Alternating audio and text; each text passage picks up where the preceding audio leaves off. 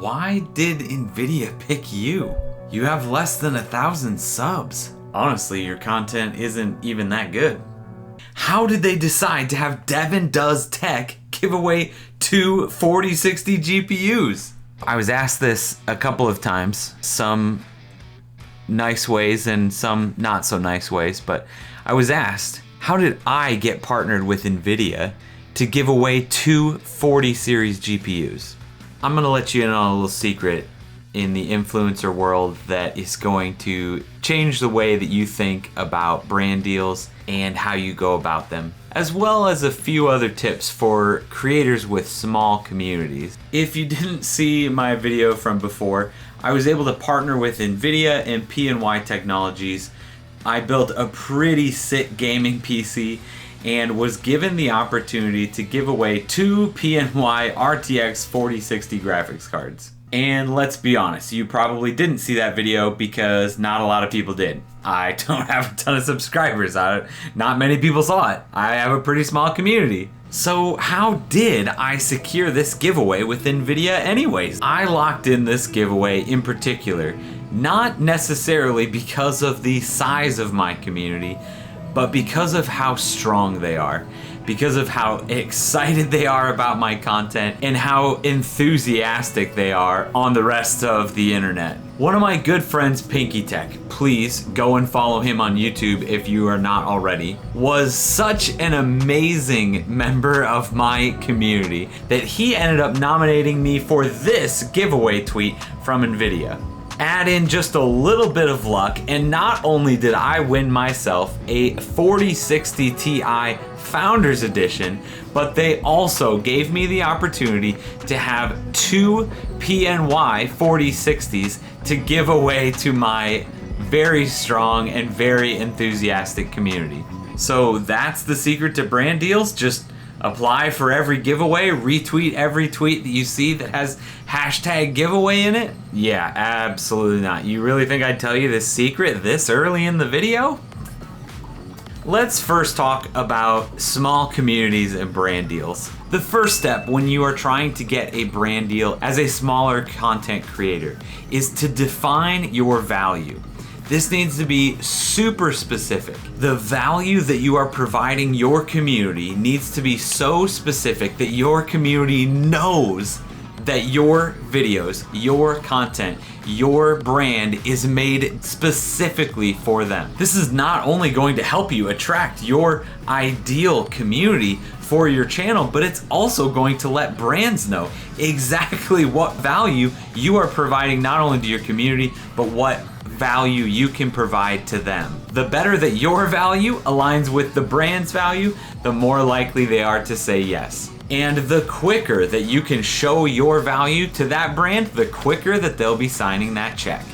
Once you have been providing this value to your community for a little while, you need to make sure that you create a media kit. This is something that I see creators not doing all the time. Include things specifically like the value that your brand brings to your community. Things like subscribers, engagement, and any previous work that might be relevant. If you don't have any previous experience, practice. Make something up. Speaking of practicing fake sponsors, this is the perfect opportunity to thank our sponsor for this video, Casey Game On. Casey Game On is hosting a LAN party right here in Kansas City on October 27th to the 28th. If you're interested, go to CaseyGameOn.com. And the third step as a small content creator, you need to reach out to brands, because guess what? They're not going to reach out to you. They don't know you exist yet because you're still kind of a small creator. Do your research on brands. Only reach out to ones that make sense for you and for your audience and for your brand. Don't waste people's time with random shout outs and erroneous DMs. Tons of companies have partnership, sponsorship forms on their websites. Find those. Find contact emails or even reach out on DMs. Just make sure that it makes sense for the brand. And for all of you that just skipped to this point in the video, for the secret, be professional. Just because you're not a big creator yet doesn't mean you shouldn't be acting like one. Let's pump the backspace and think through that DM a little bit. You don't have to say, Hey, sponsor me! I love using your product! When you're going to reach out to a brand, give them your media kit that you created. Anytime that you can provide brands with something tangible, something that you've done in the past, and what you are capable of providing in the future, that's what they want to see. Be professional outside the DM too.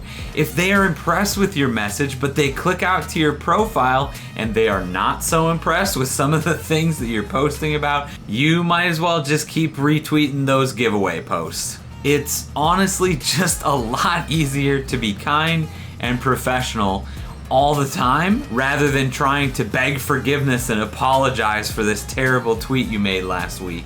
If you are a content creator, your social accounts are your brand. Make sure they represent you the way that you want to be represented. When I say be professional, I'm not saying that if you're running a gaming channel that you need to be wearing a suit and tie in every selfie on Instagram. And I'm definitely not saying that if you run a cooking channel, you need to be unloading all of your ingredients from a briefcase.